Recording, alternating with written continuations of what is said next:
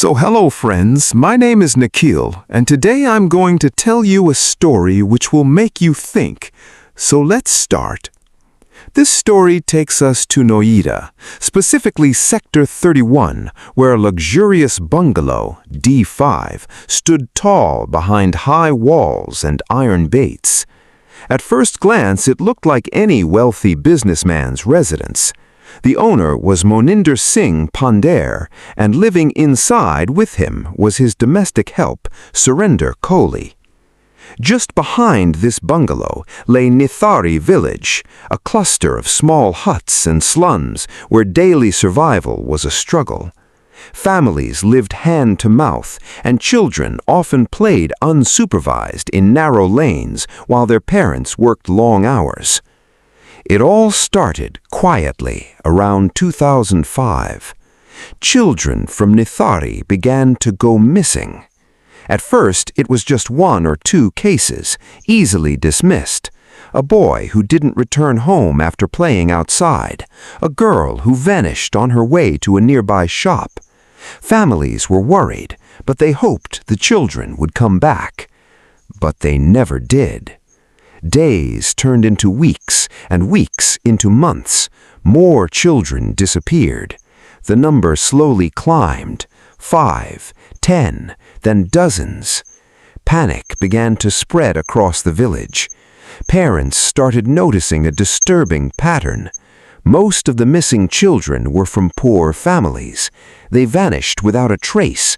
No ransom calls, no witnesses, no clues. Desperate, the families went to the police, but instead of urgency, they were met with indifference. Officers often dismissed their complaints, suggesting that the children likely ran away or migrated in search of work. Some parents were told bluntly that poor children often leave home and don't return. Reports were either not filed properly or ignored. The lack of action deepened the family's frustration. Mothers would sit outside police stations for hours, pleading for help. Fathers would search nearby areas, railway stations, markets, anywhere their children might have gone. But every search ended the same way. Nothing. By late 2005, fear had gripped Nithari.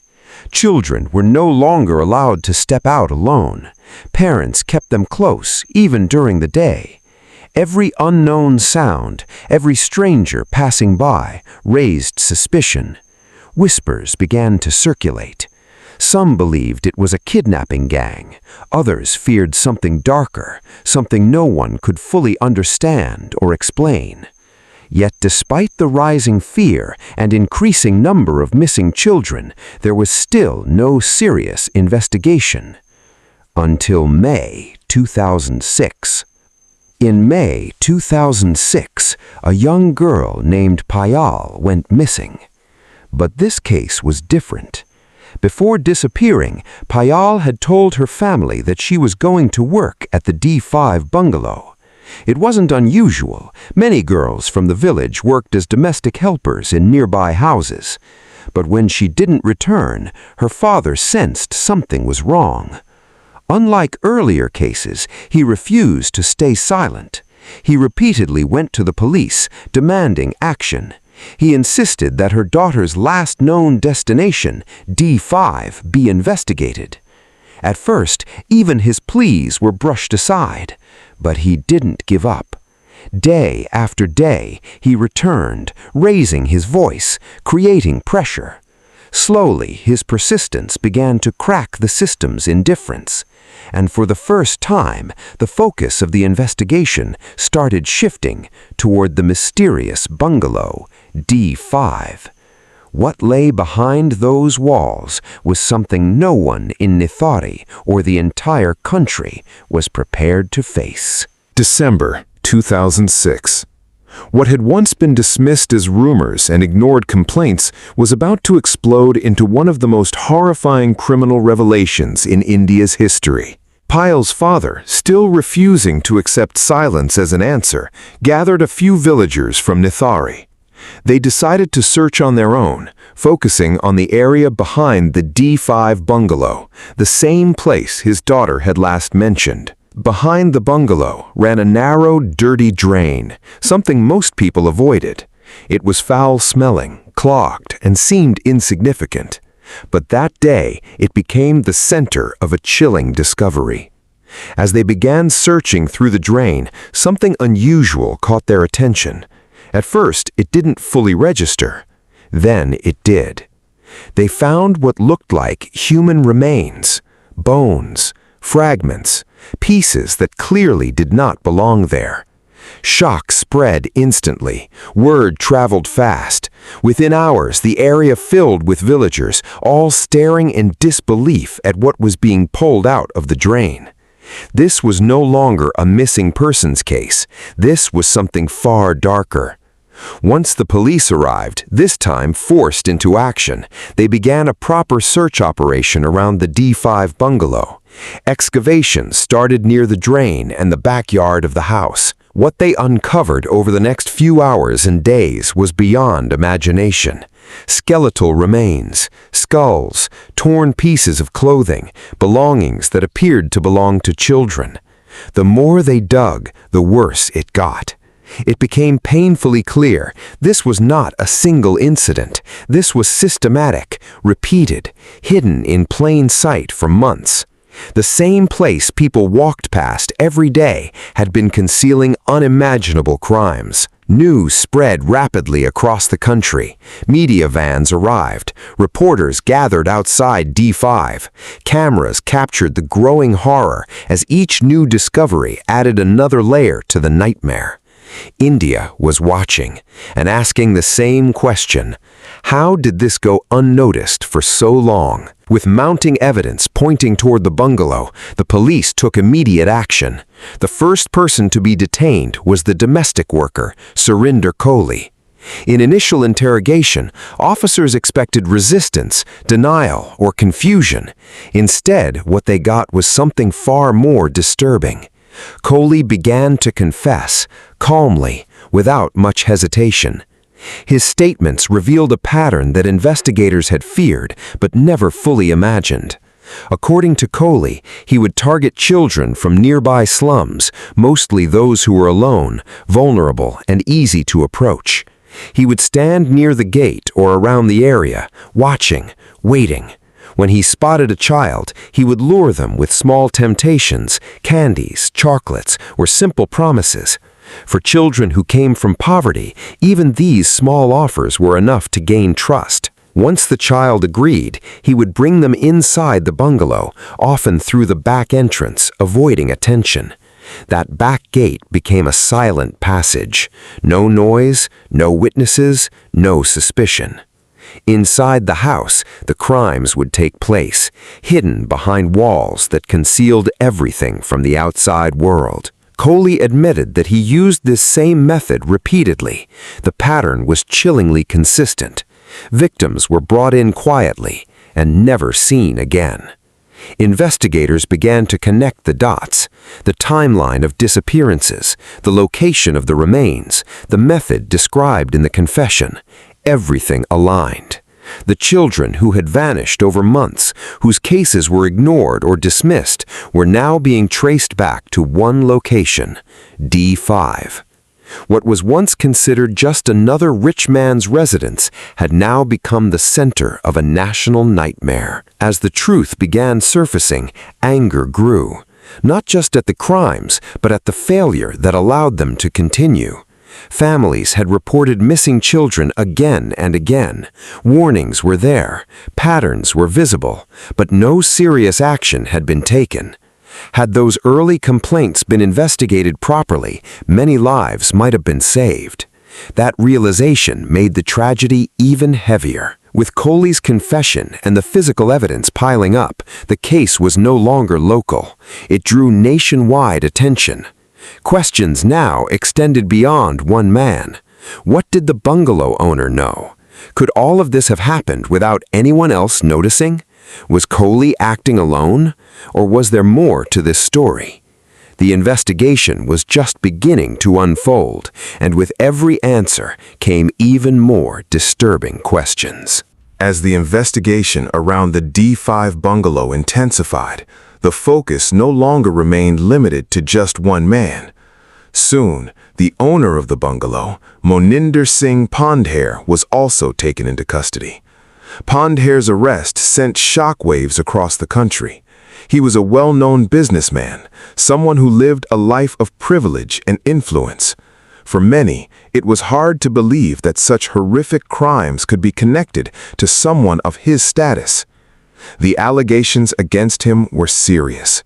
Investigators suspected that he was aware of what was happening inside his house, or at the very least, had turned a blind eye. There were also accusations suggesting involvement in immoral and illegal activities within the bungalow. However, from the very beginning, Pandher denied any wrongdoing. This marked the start of a long and complex legal battle, one that would stretch on for years with arguments, counter-arguments, and shifting narratives. Meanwhile, the interrogation of Surender Koli continued. What he revealed added even more layers of horror to an already disturbing case. He described what he did after the murders, actions that investigators found deeply disturbing. According to his statements, he would dispose of the bodies by cutting them into pieces and throwing them into the drain behind the house. Some of his claims also suggested extremely abnormal behavior involving the bodies after death. There were even mentions during the investigation of cannibalism, which made the case even more shocking for the public and the authorities. However, many of these claims became subjects of legal scrutiny later. Questions were raised about how the statements were recorded, under what conditions they were given, and how much of it could be relied upon in court. Still, the overall picture that emerged was deeply disturbing. Given the scale of the crime and the apparent failure of the local police to act in time, the case was handed over in January 2007 to the Central Bureau of Investigation. This was a turning point. The CBI began a thorough, methodical investigation. Unlike the earlier approach, this time every piece of evidence was carefully documented and analyzed. Teams were deployed to re-examine the crime scene, collect physical evidence from the bungalow, reconstruct timelines, record statements from families and witnesses. The D-5 bungalow was sealed and treated as a major crime scene. Inside, investigators collected a large amount of material evidence, items that could potentially connect the victims to the location and help establish a sequence of events. One of the most critical parts of the investigation was identifying the victims. The remains recovered from the drain and surrounding areas were in fragmented condition, making identification extremely difficult. To solve this, teams of forensic experts and doctors were brought in. They conducted DNA testing on the recovered bones and skeletal remains. Samples were then matched with the DNA of parents whose children had gone missing over the past months. This process took time, but when the results began to come in, they confirmed the worst fears. Many families who had held on to hope for months or even years finally got answers, and those answers were devastating. Parents learned that their children were no longer alive. Some received confirmation through scientific reports, cold clinical documents that ended years of uncertainty with painful finality. As these findings became public, the entire nation reacted with shock, anger, and grief. The Nithari case was no longer just about crime. It became a symbol of systemic failure. Failure of law enforcement to act on early warnings. Failure to protect vulnerable communities. Failure to take missing children cases seriously.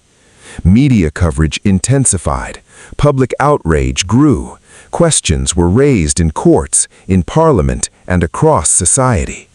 How could so many children disappear without timely action? Could this tragedy have been prevented? Despite confessions, forensic evidence, and arrests, many aspects of the case remained unclear. Was Moninder Singh Pandher directly involved, or was he unaware of the crimes happening under his roof? Were all victims accounted for? Were there more incidents that never came to light? The investigation had uncovered horrifying truths, but it had also opened a door to complex legal and moral questions that would take years to resolve. By the time the investigation findings began surfacing publicly, the Nithari case had transformed into one of the biggest national news stories in India. Television channels ran continuous coverage. Newspapers carried front-page headlines for days. Everywhere, from small towns to big cities, people were talking about one thing: what happened inside the D-5 bungalow. The revelations triggered massive public outrage. People were not only horrified by the crimes, but also furious at the system that had failed to act when the first complaints were made. The fact that so many children from economically weaker families had gone missing and ignored struck a deep nerve. Protests broke out in multiple places. Citizens demanded strict punishment for those responsible. Whenever the accused were brought to court, the atmosphere outside was tense and volatile. During one such court appearance, an angry crowd even attempted to attack Surender Koli and Moninder Singh Pandher. Police had to step in quickly to control the situation and ensure their safety. The message from the public was clear. They wanted justice, and they wanted it fast. The Central Bureau of Investigation, CBI, after conducting its investigation, filed multiple cases against Surender Koli. The charges were severe and included murder, sexual assault, destruction of evidence. In total, charge sheets were filed in connection with 16 different murder cases. Each case represented a child whose disappearance had once been dismissed and whose story had now become part of a much larger tragedy. In 2009, a major development came from a special CBI court in Ghaziabad. In the case related to the murder of Rimpa Halder, the court delivered its first verdict. Surender Koli was sentenced to death. The judgment marked a significant moment. It was the first time the court formally held him guilty and awarded the harshest possible punishment under Indian law. But this was only the beginning. Following the first conviction, several other cases were decided one after another. In many of them, courts found Koli guilty again. As a result, he received multiple death sentences across different cases. Each verdict reinforced the gravity of the crimes and the scale at which they had occurred. Meanwhile, the legal situation for Moninder Singh Pandher remained complicated. In some of the lower court proceedings, he too was convicted and sentenced to death alongside Koli. The reasoning was based on the possibility that such crimes could not have happened repeatedly inside his house without his knowledge. Despite multiple convictions and death sentences in the lower courts, the case was far from over. Both Surender Koli and Moninder Singh Pandher filed appeals in higher courts. This is a standard legal process in India, especially in cases involving the death penalty. The appeals led to re-examination of evidence, scrutiny of confessions, questions about investigation procedures, legal arguments over inconsistencies. As the case moved to higher courts, the narrative began to shift in certain aspects. Some earlier conclusions were challenged, some convictions were reviewed, and some decisions were reconsidered. What followed was years of legal proceedings, hearings, appeals, revisions. The case became entangled in complex legal arguments that stretched over time. For the families of the victims, this delay was painful. They had already endured years of uncertainty before the truth emerged. Now, even after convictions, they had to wait again for final justice. By this stage, the Nithari case had become more than just a criminal investigation. It raised serious questions about the efficiency of the justice system, the reliability of confessions, the burden of proof in heinous crimes, and whether true justice could ever match the scale of the tragedy. Even with multiple death sentences announced, the final outcome remained uncertain. because in the legal system, a verdict is not the end until all appeals are exhausted. As the years passed, the Nithari case moved deeper into the complexities of India's legal system. What once seemed like a straightforward demand for justice slowly turned into a prolonged battle of appeals, technicalities, and shifting verdicts. Mercy petition and death penalty debate. After multiple death sentences were awarded to Surender Koli, his case eventually reached the highest constitutional authority. A mercy petition was filed before the President of India. The petition was rejected, which, in principle, cleared the path to execution. However, the story didn't end there. Koli's legal team raised a crucial argument: delay in execution. In Indian law, excessive delay in carrying out a death sentence can be considered grounds for commuting the punishment. Based on this, efforts were made to convert his death sentence to life imprisonment. This added yet another layer to an already complex case. A major turning point, October 2023. Years after the initial investigation and convictions, the case saw a dramatic twist. In October 2023, the Allahabad High Court delivered a judgment that changed the direction of the case significantly. The court acquitted both Surender Koli and Moninder Singh Pandher in several cases. Court's observations. The High Court pointed out serious concerns regarding the investigation. According to the court, there was insufficient reliable evidence in multiple cases. Certain procedures during the investigation were questionable. The investigating agency, Central Bureau of Investigation, came under scrutiny. The judgment highlighted that convictions cannot be sustained without strong, consistent, and legally admissible evidence, no matter how grave the allegations are.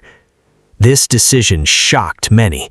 For years, the public narrative had strongly believed in the guilt of the accused, but the court emphasized that legal proof, not public perception, determines guilt. Current status of the accused.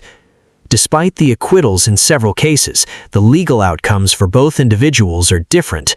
Surender Koli remains in prison as he is still serving life imprisonment in other cases where convictions stand.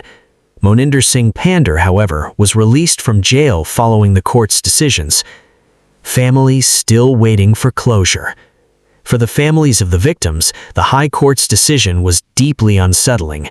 Many had spent years believing that justice was finally within reach, but the acquittals reopened wounds that had never truly healed. Even today, several families continue to seek clarity, accountability, and closure. Their questions remain. If not them, then who? What truly happened inside D-5? Why were early warnings ignored? A case that exposed systemic failures. The Nithari case is no longer just about crime. It has become a case study in systemic failure. It exposed serious issues in police response to missing children cases, treatment of complaints from economically weaker sections, investigative standards and evidence handling, delays in the judicial process. The case forced the country to confront an uncomfortable truth. When the system fails at multiple levels, justice becomes uncertain, even in the most horrific cases. The silent reminder, D-5 Bungalow. Today, the D-5 Bungalow in Noida stands abandoned. Its walls, once hiding unimaginable crimes, are now silent, broken, empty. For locals, it is more than just a structure. It is a reminder of a dark chapter that shook the entire nation. People still pass by it. Some stop and look. Most don't, but everyone who knows the story remembers what it represents. An unfinished story. The Nithari case did not end with a single verdict. It remains a story of lost lives, delayed justice, legal complexities, and unanswered questions. Even after years, it continues to raise one haunting thought. Did the system truly deliver justice, or did the truth get lost along the way? If you enjoyed the video, please like and subscribe for more stories like this.